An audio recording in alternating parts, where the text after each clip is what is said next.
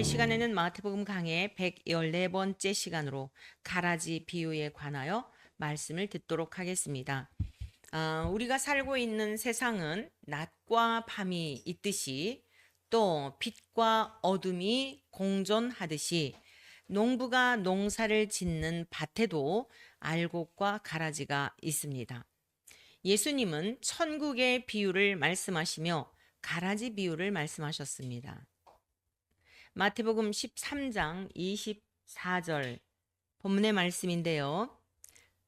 예수께서 그들 앞에 또 비유를 들어 이르시되 천국은 좋은 씨를 제 밭에 뿌린 사람과 같으니, 예수님은 천국에 대하여 비유로 말씀을 하셨는데 본문의 말씀은 두 번째 비유의 말씀이죠. 마태복음 13장은 천국에 대한 비유의 말씀을 주님께서 말씀하셨는데, 첫 번째는 네 가지 땅에 뿌려진 씨, 그러니까 옥토밭과 같은 그러한 심령이라야 열매를 맺게 되는데, 네 가지 땅에 그 뿌려진 씨의 비유를 말씀하셨고, 오늘 본문의 말씀은 가라지 비유를 말씀하신 겁니다.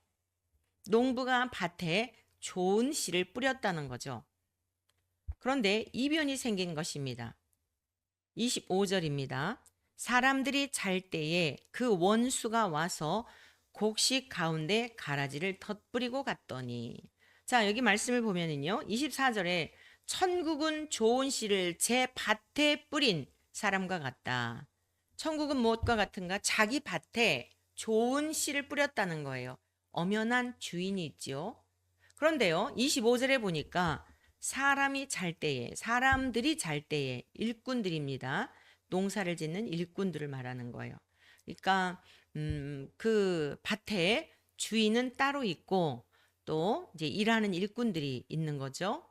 그 원수가 와서 곡식 가운데 가라지를 덧뿌리고 갔더니, 주인의 밭에다가요, 자기 것도 아니에요. 자기 밭에 가라지를 뿌린 게 아니라 원수가 다른 사람의 주인의 밭에다가 가라지를 뿌리고 간 겁니다. 알곡이 있는 중에 덧뿌리고 간 거예요. 일꾼들이 잘 때에. 자, 농부는 가라지를 뿌릴 이유가 없죠. 농부가 알곡을 모르고 가라지를 모르겠습니까? 이 가라지는요, 번식력이 대단합니다. 알곡을 자라지 못하게 그 방해하는 역할을 하죠. 그래서 여러분, 신천지라든가 뭐 여호와 증인, 통일교, 특별히 통일교 같은 경우, 신천지 같은 경우 얼마 되지 않았는데도 불구하고 많은 수를 자랑하잖아요. 진정한 진리 안에서 그러하다면 얼마나 감사하겠습니까?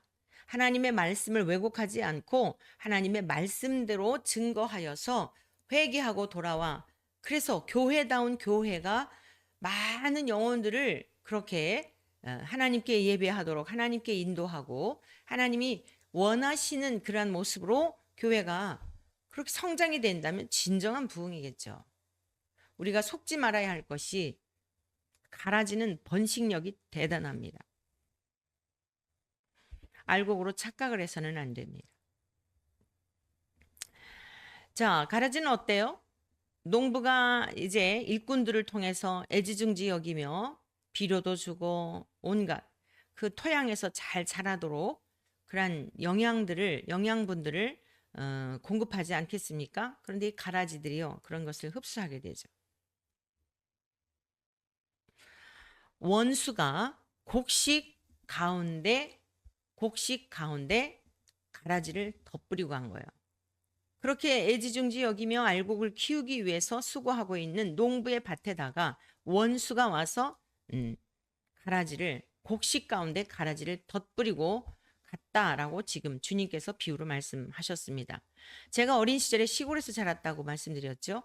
하나님의 말씀, 또 구원의 원리, 이런 것들을 이해함에 있어서 많은 유익을 얻고 있어요. 아버지께서 이제 어린 시절에 이렇게 밭일이라든가 또 논이라든가 다녀오셔가지고 하시는 말씀을 들은 적이 있어요. 피가 왜 그렇게 잘 자라는지 모르겠어. 뽑고 돌아서면 또 나고 그런다는 거죠. 이 가라지라고 하는 것은요. 우리나라에서는 이제 돌피라고도 하고 그러는데 또 피라고도 하고 저희 시골에서는 충청도에서는 피라고 그러셨던 기억이 납니다. 그런데 이스라엘 성지에 가보면은 그 가라지는요, 우리나라의 것과 조금 다른데요. 보리와 너무도 흡사하게 이 생겨가지고 이삭이 나올 때까지 구별하기가 쉽지 않다는 겁니다. 사실 우리나라의 그 돌피도 마찬가지예요. 이삭이 나와서 이렇게 알곡이 이제 패기까지는 잘 분별하기가 사실 어렵죠. 근데 이 이스라엘은 더더욱 그렇다는 겁니다. 그리고요, 이를 먹게 되잖아요. 먹게 되면 구토를 한다든가 설사를 한다든가 심지어는 죽음에 이르는 경우도 있다고 합니다. 근데 문제가 뭐예요? 처음에는 잘 알지 못한다는 거예요. 26절 말씀 보겠습니다. 싹이 나고 결실할 때에 가라지도 보이거늘. 자, 초창기엔 보이지 않다가 얼마쯤 자라고 결실할 무렵이 되었는데 가라지가 보이는 거예요.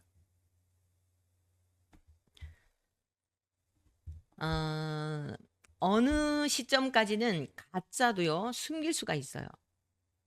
이 농사짓는 그 어떤 원리만이 아니라 이 농토에서 일어나고 있는 이런 일들만이 아니라 어디에서든지 사기꾼들도 마찬가지죠. 사기치는 일 계속 사기칠 수 없어요. 반드시 언젠가는 드러나게 되어 있습니다.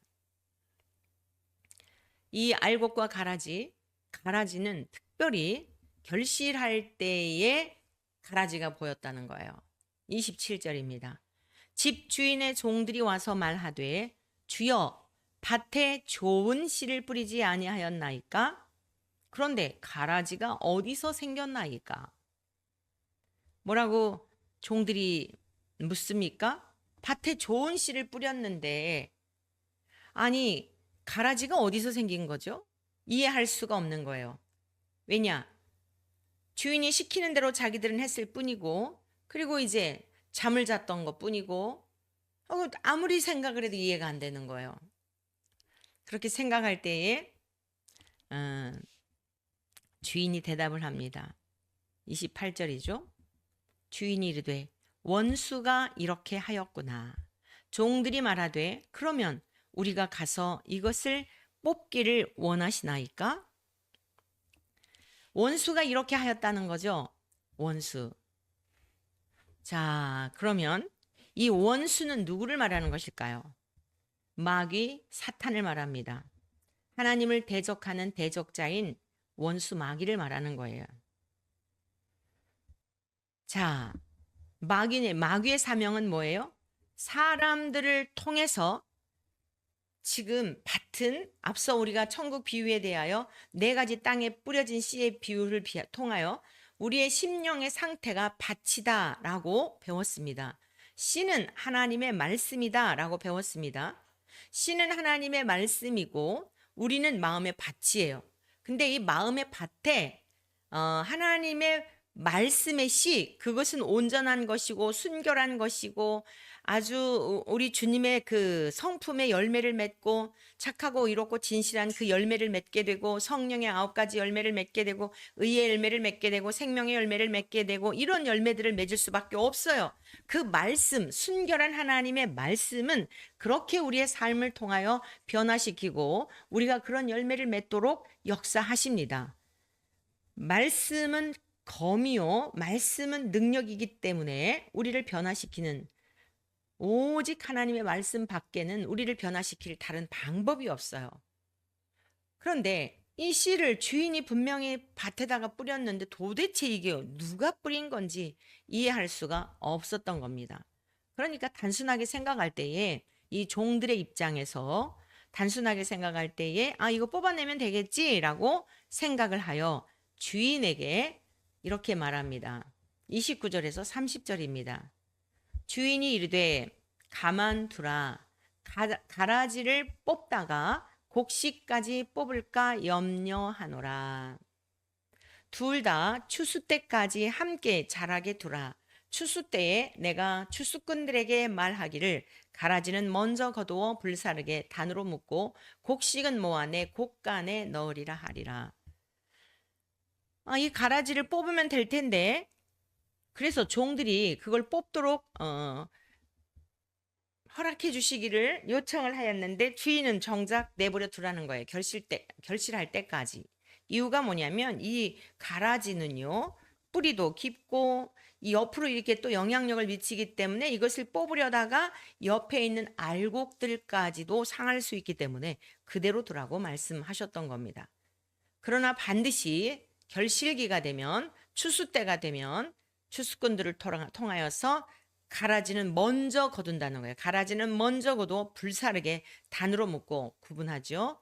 분별하죠. 나중에 이제 25장에 가면 주님께서 마지막 심판의 때에 대한 것을 좀 더 명확하게 말씀하고 계시는데 내버려 두라. 그리고 알곡은 모아서 곡간에 넣으리라 라고 주님이 말씀하셨습니다. 농사를 지을 때는 모든 것이 때와 기한이 있습니다. 봄철에는 씨앗을 뿌려야 하고요. 그리고 여름에 열심히 살펴야 하고요. 그리고 곡식이 또 해야 할 일이 뭐예요? 땅으로부터 또 위로부터 비를 햇빛을 그리고 주인이 주는 그런 거름더미나 이 영양을 흡수해 가지고 자라야 할 사명이 있죠. 알곡이 해야 할 일은 그거예요. 열심히 흡수하는 것입니다. 자, 이게 무슨 뜻일까요? 여러분들이 알곡 성도가 되기 위해서는 교회 안에 알곡과 가라지가 공존한다라고 하는 말씀이에요. 알곡이 있고 가라지가 있다는 겁니다. 우리 동네에 꽤 유명한 교회가 있어요. 이 노원구에 뭐 일간 신문에서도 많이 나오고, 근데 요즘은 좀 그렇게 이전 같이 그러지는 않더라고요. 절제를 하는지 아니면 뭐 어떤 의도가 있는지는 모르겠어요. 하여간에 저희 교회에 다니던 분들이 한 10여 분이 그 교회로 갔어요. 제가 굉장히 관심을 많이 가졌어요. 왜 관심을 가졌느냐? 자, 그 교회로 가신 분의 대표적인 어떤 한 분은요. 제가 이게 신방을 가잖아요. 신방을 가서 찬송을 하죠. 찬양을 드리고 하나님의 말씀으로 권면을 합니다. 하나님 이 가정에 꼭 필요한 말씀을 주시기를 바랍니다. 기도로 말씀을 준비하죠. 각 가정마다 다 다른 말씀이에요. 찬송을 부를 때 천국 찬송을 부르게 되잖아요. 이 가정이 너무나 이 세상을 사랑하고 세속적이고 권사의 직분은 받았어도 아직도 그 온전히 주님을 향하여 뭐 누구나 다 그런 부족함은 있지만 가장 초보적인 그런 그 초보적인 직분자로서도 그러하고 구원받은 성도로서도 좀 아쉬움이 많이 있어서 이제 말씀으로 이 세상이 전부가 아니고 우리의 소망하는 바 영원한 하나님의 나라를 소망하면서 준비해야 한다. 이런 메시지를 이제 전하며 천국 찬송을 이제 부르게 되잖아요. 말씀과 연관된 찬송을 부르게 되잖아요. 천국 찬송을 부르면은요, 얼굴이 울그락불그락. 본인은 잊으셨는지 모르겠는데요. 얼마나 불편한 기색을 보이는지 몰라요. 나중에 알고 보니까 직접 저한테 또 그런 얘기를 했어요. 이 굉장히 이 천국 찬송을 하는 게 불편하다는 거예요. 나를 지금 빨리 죽으라고 이 천국 찬송을 하느냐는 거죠. 여러분, 천국 찬송은요, 날마다 우리가 부르고 그 찬송의 가사를 묵상하며 기뻐해야 할, 여러분, 그 찬양을 부르면서 하늘의 기쁨을 누려야 할 너무 귀한 은혜요. 하나님께서 우리에게 주신 선물인 줄로 믿습니다. 그런데 부딪히는 거예요. 이 세상이 너무 좋으니까. 재물이 좋고 놀러 다니는 거 좋고 하나님께 예배 드리는 것보다 친목계원들과 어울리는 게 좋고 너무 좋은 거예요. 저희는 수요일 날 11시 예배가 있습니다. 11시 예배. 11시 예배가 있는데 꼭 수요일 날 자기 취미 생활을 하는 거예요. 끝나고 나면 한 12시쯤 됩니다. 수영을 다니시는 분이었는데 12시쯤 끝날 때쯤 되면 수영장 갔다가 그리고서는 젖은 머리로 예배 시간 끝날 때가 되는데 꼭 오는 거예요. 얼마나 예배가 방해되겠어요. 그래서 제가 어느 날은 아주 그날따라 하나님의 그 은혜의 충만함을 누리고 있고 조용하게 경건하게 예배를 드리고 있는데 젖은 머리를 하고 딱 그리고서는 이 예배 시간에 들어오는데 너무 마음이 상하더라고요. 그래서 제가 정중하게 얘기를 했어요. 권사님으로서 예배를 소중히 여길 수 있기를 바란다고. 그리고 이제 개인적으로 권면을 했습니다. 요즘 시간을 바꿔라. 왜 꼭 월수금 예배를 드리느냐. 화목토도 있지 않느냐. 금요일날 목장 예배가 있잖아요. 또 인도자예요. 언제든지 목장의 예배가 바뀔 수가 있죠. 누구에 의해서? 인도자에 의해서. 하나님 앞에 드려진 예배가 정한 시간에 드려야지 목장의 인도자에 따라서 시간이 이랬다 저랬다 하면 되겠습니까? 권면을 했어요. 그래서 우선 예배를 우선으로 하고 맡겨진 일에 대하여 그에 걸맞게 그러셔야 되지 않겠느냐. 그랬더니요. 마음이 상했나 봐요. 이래저래 상했나 봐요. 하여간 그 교회로 갔어요. 우리 노원구의 유명한 교회로 갔어요. 그래서 제가 관심이 많았지 않겠습니까? 도대체 우리 교인들이 왜 거기를 갔을까? 그분이 책을 냈어요. 기독교 서점에 가서 이제 신간 나온 것들을 이러고 보고 있는데 마침 그 교회 담임 목사님이 책을 냈는데 목사님 구원이 헷갈려요 라고 하는 제목이었어요. 그 책 안에요. 내용을 읽어보니 교회 안에는 알곡과 가라지가 공존할 수 없다. 공존하지 않는다. 교회 안에는 다 알곡들만 모여 있는 거다라는 것이 핵심적인 메시지였어요. 우리 교우들이 거기 간 이유를 알겠어요. 알게 되었어요. 하나님의 말씀대로 교회 안에 알곡과 가라지가 공존하는 겁니다. 무슨 소리입니까? 근데 그분은 교회 오게 되면 사도신경 하게 되지. 사도신경 안에 기독교의 중요한 교리들이 삼위일체 교리가 잘 정립돼 있잖아요. 예수 그리스도의 동정녀 탄생과 죽으심과 부활에 대한 그 믿음을 고백을 하는데 다 알곡 신자라는 거예요. 그래서 제가 그 책을 보고 기가 막히더라고요. 새벽 기도 시간에 또 마침 또 그 교회 다니는 분이 우리 새벽 기도회를 왔어요. 그 책에 대한 문제점에 대해서 몇 차례 제가 이야기를 했는데 이제 그분도 안 나오면서 나중에 수정본이 나왔더라고요. 수정본이 나왔는데 비틀었을 뿐이지 마찬가지예요. 여러분, 교회 안에 알곡과 가라지가 있어요. 근데 몰라요. 언제까지요? 추수할 때까지. 목회자는 어떤 입장, 어떤 마음으로 가르쳐야 할까요? 알곡이 되도록. 물론 가라지 자체는 성분, 본래적인 그 자체가 달라요. 그래서 이게 참 오묘한 겁니다. 우리 주님의 제자들 가운데 12명이 있었잖아요. 가룟 유다가 있었고 11명의 제자들이 있었고 주님은 아시면서도 끝까지 기회를 주신 겁니다. 그럼 우리가 목회자가 이렇게 저렇게 판단할 수는 없지만 판단하지는 않지만 분별은 해야 하고 성도들의 영적 수준과 상태들을 진단을 하고 분별을 하고 그에 맞는 때를 따라 양식을 나눠주는 그러한 목회자는 되어야 한다라고 하는 것이 성경의 가르침 아니겠어요? 때를 따라 양식을 나눠줄 자가 누구인가? 이렇게 하는 종을 보면 주인이 올 때에 소유를 다 맡기리라. 때를 따라 나누어주는 때를 따라 아침에 먹여야 할 양식, 점심에 먹여야 할 양식, 저녁에 먹어야 할 양식이 있다는 겁니다. 봄철에 씨앗을 뿌릴 시기를 분별해야 하고 여름에 씨를 뿌려야 소용이 없는 거예요. 씨를 뿌려야 할 때와 열심히 수고를 해야 할 때가 있고 가을녘이 됐는데 추수할 때가 되었는데 그때 씨를 뿌려야 아무 의미가 없는 겁니다. 일할 때가 있는 거예요. 농사를 지을 때도. 그래서 주의 종들은 열심히 가르치고 열심히 진리의 말씀대로 먹고 마심으로 자라서 구원에 이르도록 인도해 줘야 하는 것이 사명이지. 자, 마지막 때에 추수 때에 추수꾼들에게 말하기를 이 땅에서 농사 짓는 이제 종들이 있었고 또 추수기에 추수꾼들이 있는 것을 알 수가 있지요.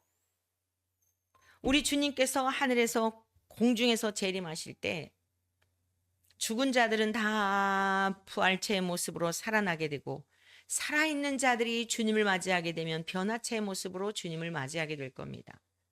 그리고 마지막 심판이 있을 거예요. 그때 가면 다 가르게 되어 있어요. 오른편에 있을 자, 왼편에 있을 자. 빛의 자녀, 어둠의 자녀 다 가르게 되어 있습니다. 그때까지 내버려 두라는 거예요. 왜 그러느냐? 이런 말씀들을 이렇게 하고 이렇게 하다가 보면은요. 신앙생활을 잘 하는 것 같았던 분들도 괜히 시험 들어요. 예를 들어서 제가 예배 시간을 소중히 여기시길 바랍니다. 예배 시간에 하나님과 약속한 시간인데 어떻게 하다못해 구청장하고 약속을 해도 이러지는 않을 것입니다. 제가 이렇게 얘기를 했다고 보세요. 그러면 정작 그분은 깨우치고 내가 좀 고쳐야 되겠다 이렇게 생각을 하는데 주변에 있는 분들이요. 괜히 걱정을 하는 거예요. 그때 참 좋은 경험을 하였는데 괜히 눈치를 보고 시험 들까 뭐 할까 자기들이나 걱정하면 될 거 아니에요. 자기들은 또 돌아볼 내가 하나님 앞에 드리는 예배를 잘 드리고 있는지 나도 경홀히 여기고 있는 건 아닌지 이렇게 돌아보면 될 텐데 이렇게 눈치를 살피면서 결국 걱정하고 염려하고 하던 사람들은 같이 가게 되더라고요. 그 말씀의 의미를 제가 깨닫게 됐어요. 그래서 이제는 목회의 방향도 열심히 하나님의 말씀대로 가르칠 뿐이고 그 말씀을 흡수하고 그 말씀을 아주 귀하게 여기고 간직하며 살고자 하는 그러한 성도들 따라하면서 열심히 이 여호와의 선하심을 맛보아하는 성도가 되어 말씀의 맛을 통해서 맛보는 거죠. 가르치고 인도하고 안내하고 방향을 제시하고 하는 일까지 하지 이렇게 권면하는 것도 참 쉽지가 않더라고요. 좋은 경험을 했습니다. 성도 여러분 분명히 기억하셔야 합니다. 교회 안에는 알곡과 가라지가 공존한다. 알곡의 특징은 뭐라 그랬어요? 우리가 앞서 옥토바트를 통해 배웠죠? 착하고 좋은 마음으로 말씀을 듣고 지키어 인내로 결실하는 자. 이게 알곡이에요. 지금 우리 주님께서 못 알아들으니까 달리 표현만 할 뿐이지 한 가지입니다. 알곡은 어떤 자냐? 착하고 좋은 마음으로 말씀을 듣는다는 거예요. 예배를 잘 소중히 여기면서 예배 시간도 엄수하시고 예배를 잘 드립시다 하면 알곡성도는 어떠냐면 네 알겠습니다. 죄송합니다. 고치겠습니다. 이러는 거예요. 그런데 가라지들은 어때요? 뻣뻣한 거예요. 내가 뭘 잘못했다 그러는 거예요. 대충 점점 이렇게 세월이 갈수록 나타나거든요. 분별은 돼요. 근데 여러분 자신의 신앙 정말 알곡이 되기 위해서 착하고 좋은 마음으로 말씀을 듣고 지키어 행함이 있는 믿음입니다. 행동하는 신앙이에요. 인내로 힘들고 어려워도 내 자아를 깨뜨려야 하고 내 교만과 내 의의를 부서뜨려야 하는 고통이 있어요. 그건 어쩔 수 없어요. 우리의 몫이에요. 힘써 죄와 싸워야 돼요. 내 속에 일고 있는 이 자기의 교만, 쓴뿌리, 이루 말할 수 없는 정말 하나님 앞에 합당하지 못한 거 있단 말입니다. 말씀의 방망이로 깨트려 부수고 성령의 불로 태움을 입고 날마다 우리 주님을 닮아가도록 우리가 힘쓰고 애써야 할 부분은 우리들의 몫이다. 우리의 몫이에요. 누가 대신해 줄 수 없어요. 그러한 사람들이 바로 알곡이다. 그런데 가라지는요. 듣고 싶은 건 듣는 거예요. 무시하는 거예요. 설교자도. 나 마음에 편치 않아. 불편해하면 그냥 전혀 그 말씀에 동의하지도 않고 또 그런 분도 있었어요. 아멘은 엄청 잘해요. 제가 막 아주 눈물이 쑥 나올 정도로 야단도 치고 정말 다 망해가지고 교회에 들어와서 하나님이 회복해 주시고 존귀케 해주시고 은혜를 주시고 그러면은 나 죽었네 하고 주님을 더 잘 섬겨야 되지 않겠습니까? 또 세상으로 나가는 거예요. 그렇게 신앙생활하면 안 됩니다. 책망하고 그러면요. 예, 예, 알겠습니다. 아멘, 아멘 이래요. 하나도 달라지지 않아요. 여러분, 그런데 어떻게 하나님의 말씀이 흡수가 되겠어요? 그러니까 이렇게 보면은 하여간 이게 점점 지날수록 세월이 점점 흐를수록 주님 앞에 우리가 갈 시간이 다가올수록 보여지게 되어 있다는 거예요. 정말 두려운 말씀입니다. 우리들 안에도 그런 요소들이 다 있습니다. 그래서 우리가 기억해야 할 것은 교회 안에 알곡과 가라지가 공존한다. 주의 종들은 또 성도 여러분들도 목회자가 되기 전에 먼저 구원받은 그리스도인이었기 때문에 감사해서 이 길을 간 거 아니에요? 그걸 잊으면 안 되고요. 그래서 늘 나 역시도 말씀을 전하는 목회자 자신도 이 가라지의 성향이 나에게 아직도 있어서 하나님의 말씀을 거스르고 목이 뻣뻣하고 곧고 그러한 면은 없는가? 자신을 쳐서 돌아보아야 할 뿐만 아니라 성도님 여러분들도 마찬가지예요. 늘 하나님의 말씀 앞에 자신을 돌아보면서 하나님께서 보시기에 합당하지 못한 그러한 교만함, 자기의, 아직도 처리되지 못하는 것들, 그리고 하나님의 말씀을 들을 때에 찔림을 받으면 고쳐야 되는데 오히려 그것을 대적하는 이러한 하나님 보시기에 합당하지 못한 부분은 없는지 늘 말씀을 들을 때마다 자신을 겸비하여 마음을 낮추어서 알고 성도로서 우리가 그러한 열매를 맺도록 그러한 삶을 살아내도록 힘써야 할 것입니다. 자, 그러면요. 여러분들이 좀 혼란스러울 수 있는 부분이 있습니다. 무엇인가 하면은요. 우리 지금 감리교회 안에 일고 있는 이런 문제들. 목회자들이 퀴어 집회에 가서 축복식을 하고 동성애는 분명히 성경에서 하나님이 가증스럽게 여기는 일이라고 말씀하셨고 하나님 나라를 유업으로 받을 수 없다고 말씀하셨어요. 그러나 회개하고 돌아오면 누구든지 살인자도 도적질 강도도 돌아오면 용서를 받습니다. 분명한 것은 회개하지 않았을 때는 강도든 도적되든 동성애자든 회개하지 않으면 구원을 못 받아요. 그러면 목회자가 해야 할 일이 뭐예요? 이 말씀대로 가르쳐줘야 하는 것이죠.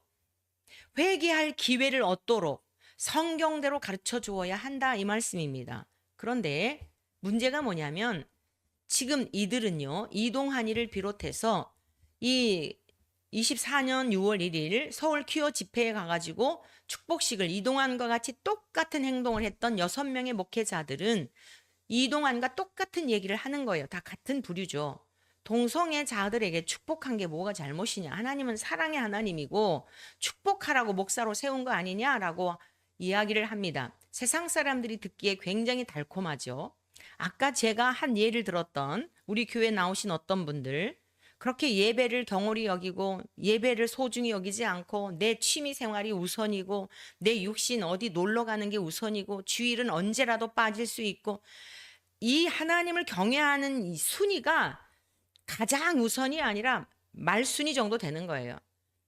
나, 남편, 자식, 나를 중심한 모든 취미 활동 그리고 남은 시간에 하나님께 예배를 드리는 거예요.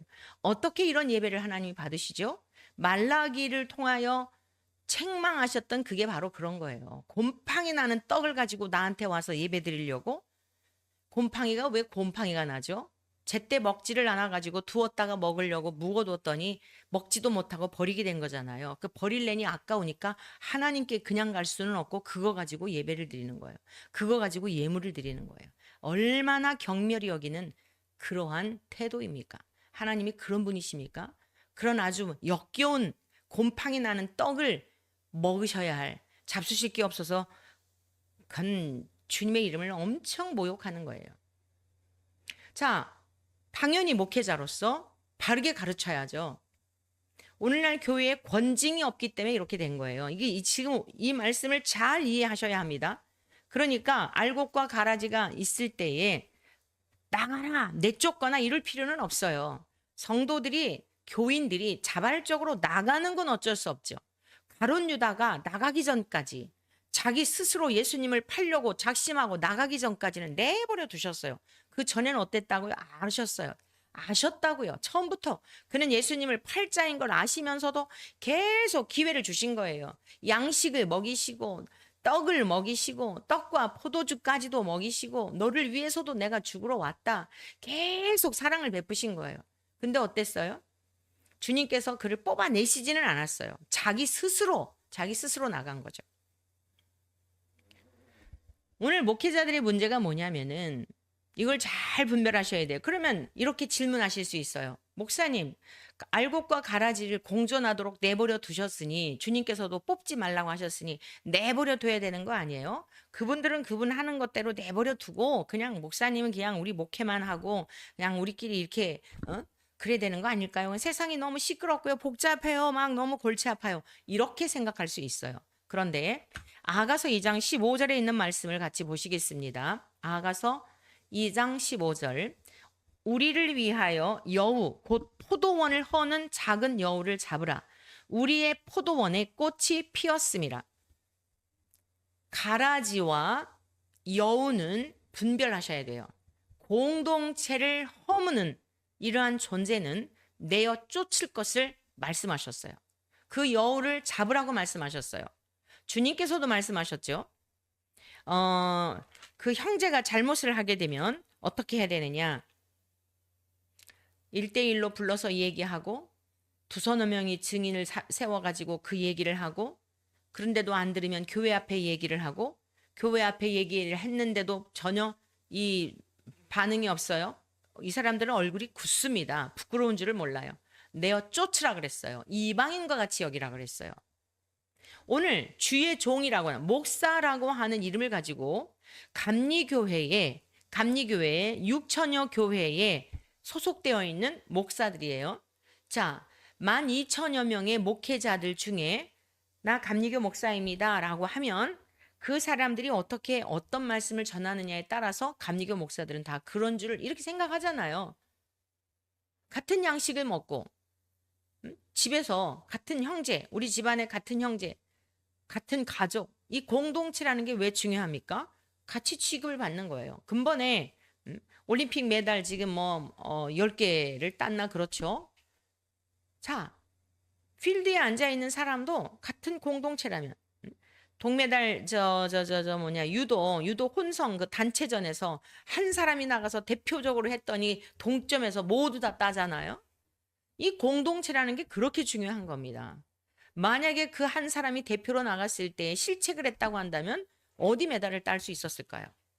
그래서 이런 부분에 대한 걸 여러분이 정리해 두지 않으면 신앙생활이 굉장히 혼란스럽고 아주 마음이 어려울 수 있어요. 그래서 여러분의 영혼에 유익이 되는 게 아니라 여러분의 영혼에 해가 될 수 있기 때문에 이 하나님의 말씀을 창세기에서부터 요한계시록까지 두루 하나님께서 원하시는 말씀의 뜻을 알도록 힘써야 하고 말씀이 그러하면 우리는 거기에 순복해야 한다라고 하는 그러한 말씀입니다. 공동체를 무너뜨리는 이러한 자들은 축출함이 마땅한 거예요. 그래서 40여 년 가까이 그 변선환이라고 하는 감신대 이제 학장이었던 그때 이분을 감리교단에서 출교했던 이유도 바로 그겁니다. 자기 개인의 사상과 소견을 정통성 있는 감리교회에 전통적으로 내려오던 구약의 말씀을 그대로 우리가 믿고 신뢰하며 그 말씀이 이루어진 것을 믿고 신뢰할 뿐 아니라 예수님께서 이 땅에 오시어서 우리에게 증거해 주셨던 그 말씀, 또 주님이 승천하신 후에 세워진 초대교회 전통을 따라서 계속적으로 유전적으로 우리에게까지 흘러내려온 종교개혁, 그 안에는 이제 종교개혁이 있었죠. 또 요한에슬레 목사님을 통해서 감리교회가 또 이렇게 세워졌죠. 이 모든 게 뭐냐면 성경에 근거한 거예요. 이 성경에 근거한 것 외에 다른 가르침을 가르치는 것은 감리교회에 있어야 할 이유가 없죠. 여러분, 신천지 사람이 감리교회에 와가지고 신천지의 이론을 퍼뜨리려고 하면 내버려둬야 됩니까? 쫓아내야 하는 거예요. 지금 이들은 감리교회에서 목사 안수를 받았지만 보통 심각한 이단적인 요소가 있는 그런 사람들이 아닙니다. 그러므로 이러한 부분에 대한 것들은 분명히 성경에서 이 척결하고 치리하도록 말씀하셨다. 한 곳을 더 보겠습니다. 마태복음 21장 12절에서 13절의 말씀입니다. 예수께서 성전에 들어가사 성전 안에서 매매하는 모든 사람들을 내쫓으시며 돈 바꾸는 사람들의 상과 비둘기 파는 사람들의 의자를 둘러 엎으시고, 여러분, 온유하시고 겸손하신 주님의 성품으로 생각할 때 도저히 이해할 수 없는 다소 과격한 행동이십니다. 그런데 이것은 우리가 성질을 내고 우리가 화를 내고 하는 것과는 달라요. 거룩하신 우리 주님께서 분노가 전혀 없으세요. 왜 우리에게 분노가 있는 거죠? 시기와 질투가 왜 있는 거죠? 첫사람 아담의 범죄 이후에 우리에게 들어온 죄의 DNA 때문이에요. 그러나 예수님은 아담의 DNA가 전혀 없으세요. 거룩하신 성부 하나님의 DNA만 있으십니다. 오늘 이와 같은 모습도요, 전혀 우리들과는 다른, 우리들은 이렇게 한다 하더라도 약간의 우리의 분노가 있을 수 있어요. 그러나 우리 주님은 온전한 거룩한 거룩성을 회복하기 위한 의분이었던 것입니다. 다 내쳐주셨어요. 이들이 누구예요? 하나님을 잘 믿는다라고 하는 종교 지도자들이에요. 이들을 다 축출해버리신 겁니다. 사람들의 의자를 둘러 엎으시고 비둘기 파는 성전에 들어가서 성전 안에서 매매하고 있는 거예요. 하나님을 경외한다, 하나님을 예배한다, 오직 유일하신 하나님을 믿는다고 하지만 그 하나님의 이름을 도용하고 하나님의 이름을 악용하고 하나님의 이름을 빙자하여서 자기의 유익을 도모하는 이러한 자들의 모습, 주님이 용납하시지 않았다는 겁니다. 하나님의 이름을 빙자하여서 영혼들을 미혹하고 성경인적이 아닌 반성경적인 가르침을 갖는 그러한 자들에게 어떻게 주님께서 지금 이 시대를 보시면 주님께서는 어떤 행동을 하셨을까요? 13절, 그들에게 이르시되 기록된 바 내 집은 기도하는 집이라 일컬음을 받으리라 하였거늘 너희는 강도의 소굴을 만드는도다. 기도하는 집이 뭐예요? 하나님과 어미하시고 거룩하시고 존귀하신 하나님과 교제하며 만남의 장소인 거예요, 교회는. 그런데 어디 양아치들 같이 그 장사들을 하며 하나님 앞에 드릴 수도 없는, 하나님이 도저히 받을 수 없는 그러한 것들을 드린다고 이렇게 하고 있는지, 이 부분에 대한 것은 우리가 이제 21장 배울 때에 좀 더 깊게 다루도록 하겠습니다. 자, 그런 중에서도요, 주님의 사역은 쉬지 않으셨어요. 14절에서 17절입니다. 맹인과 저는 자들이 성전에서 예수께 나오매 고쳐주시니. 주님은 영혼 구원하심에 그들을 고쳐주시고 생명에 이르게 하시기를 원하시는 아버지의 마음 그대로를 가지고 오셔서 그 일을 어떠한 상황에서도 이렇게 행하셨던 것을 볼 수 있습니다. 대제사장들과 서기관들이 예수께서 하시는 이상한 일과 또 성전에서 소리질러 호산나 다윗의 자손이여 하는 어린이들을 보고 노하여 대제사장과 서기관들, 예수님 이해할 수 없었죠. 왜요? 자기들의 마음이 딱 닫혀져 있어서 하나님을 알 만한 능력도 없고 하나님을 알고자 하지도 않고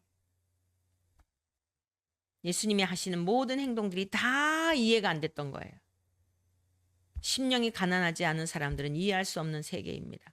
심령이 가난해야만 천국이 임하게 되고 천국이 임하게 되면 우리 주님이 하시는 모든 일들이 충분히 이해가 됩니다. 내주하시는 성령님이 깨닫게 하시기 때문입니다. 예수님이 말씀하십니다. 그들이 하는 말을 듣느냐? 대제사장들과 서기관들을 향하여 말씀하시는 거예요.